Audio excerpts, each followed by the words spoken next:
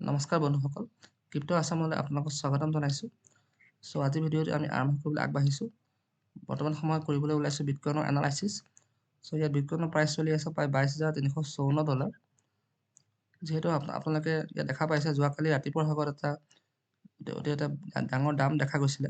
সেই সময়ত বিটকইনৰ প্ৰাইচ চলি আছিলে $23,488। তাৰ পৰা এটা দাম দেখা গৈ বিটকইনৰ প্ৰাইচ পাই গৈছিলে $22,000, অৰ্থাৎ এটা $1500 এটা দাম দেখা গৈছিলে যোৱাকালি ৰাতিপুৱাৰ ভাগত।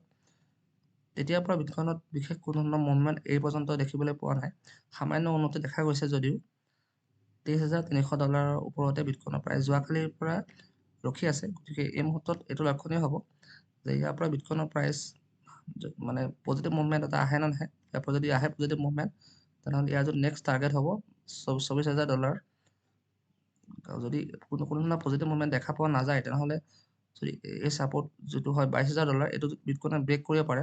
ব্ৰেক কৰি ইয়াৰ যদি নেক্সট ছাপৰ্ট লাইন যিটো হৈছে আপোনালোকে ইয়াত দেখা পাইছে 21,354, এই পৰ্যন্ত ইয়াত আহি বিটকইনৰ প্ৰাইচ পাব পাৰে। যদিহে এই মুহূৰ্তত কোনো ধৰণৰ বা নেক্সট যদি কিছু ঘণ্টাৰ ভিতৰত কোনো ধৰণৰ পজিটিভ মুভমেণ্ট দেখা নাযায়, তেনেহ'লে বিটকইনৰ প্ৰাইচ এই ছাপৰ্ট ব্ৰেক কৰিব পাৰে $22,000, আৰু ইয়াৰ প্ৰাইচ আহি পাব পাৰে আপোনালোকৰ 21,372।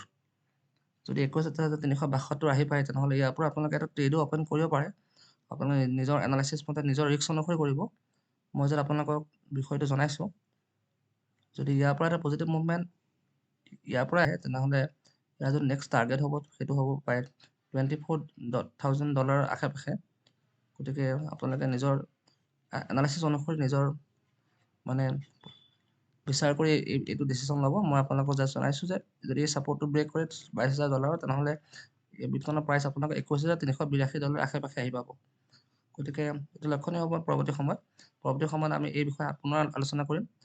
বৰ্তমানৰ কাৰণে ভিডিঅ'টো ইমানেই। নমস্কাৰ।